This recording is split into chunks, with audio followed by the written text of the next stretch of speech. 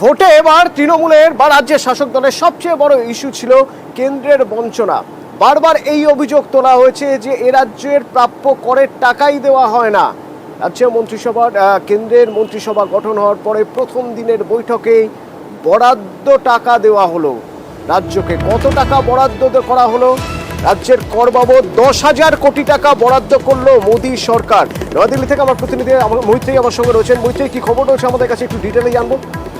দেখো, 10,500 কোটি টাকা বরাদ্দ করা হয়েছে রাজ্যের জন্য এবং ট্যাক্স বাবদ গতকালই যখন ক্যাবিনেট বন্টন হয় তারপরেই এই ঘোষণা করা হয়।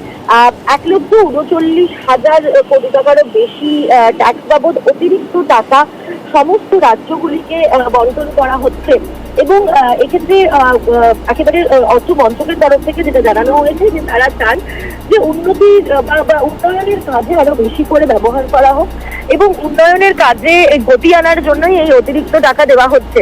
তবে এখানেই একটা জিনিস প্রশ্ন উঠছে যে ট্যাক্সের টাকা একাধিকবার চাওয়া হয়েছে রাজ্যের তরফ থেকে, যে তাদের বকেয়া টাকা যে বঞ্চনার প্রতিবাদ জানানো হয়েছে এবং নির্বাচনের আগে সেই টাকা দেওয়া হলো না, কিন্তু ঠিক নির্বাচন মিটতে এই টাকা দেওয়া কেন?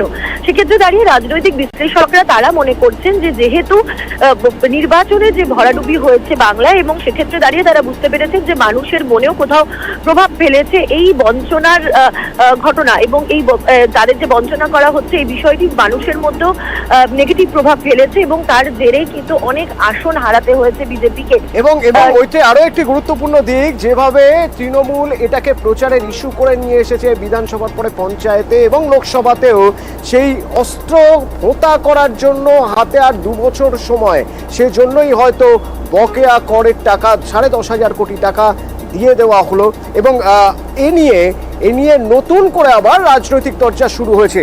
এই যে রাজনীতির একটা বড় ইস্যু ছিল, প্রচারের একটা বড় ইস্যু ছিল এবং বঞ্চনার কথা বারবার বলা হয়েছে, বঞ্চনার কথা বলে দিল্লি গিয়েছেন অভিষেক বন্দ্যোপাধ্যায়। আজ যখন 10,500 কোটি টাকা কর বাবদ রাজ্যকে দেওয়া হলো, আজ না অবশ্য গতকাল, তখন তৃণমূল কি বলছে, বিজেপি কি বলছে?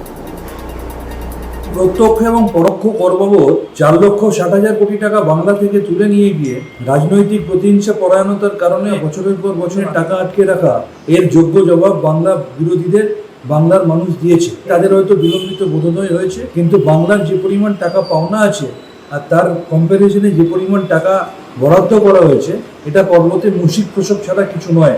যদি বাস্তব থেকে তারা শিক্ষা নেয় তাহলে অবিলম্বে বাংলা বঞ্চনা থেকে সরে এসে বাংলার যে ন্যায্য পাওনা তার সম্পূর্ণটা তাদের ক্লিয়ার করা উচিত। দেশকে চালাতে গেলে টাকা দেওয়ার সময়সীমা 10-15 দিন, 1 মাস 1.5 মাস কিছু হতে পারে। সেটা জিএসটির টাকা, পশ্চিমবঙ্গ যে টাকা দেয় রাজ্য থেকে তার থেকে বেশি টাকা পশ্চিমবঙ্গের কাছে ফিরে আসে। এটা বঞ্চনা নয়, তাদের নির্ধারিত লুটের কারণে আজকে প্রান্তিক মানুষ বঞ্চিত হয়েছে। সরকার যে টাকার কথা বলেছে, উন্নয়নমূলক খাতের যে টাকা আসার কথা সেই টাকা আসছে না। সেটা মূলতই 100 দিনের কাজের টাকা। সেই টাকাটা হচ্ছে প্রধানমন্ত্রী আবাস যোজনার টাকা। সেই টাকার হিসাব যতদিন পর্যন্ত না এই রাজ্য সরকার দিতে পারছে, স্বচ্ছতা যতদিন না আনতে পারছে, ততদিন আপনি টাকা পাবেন না।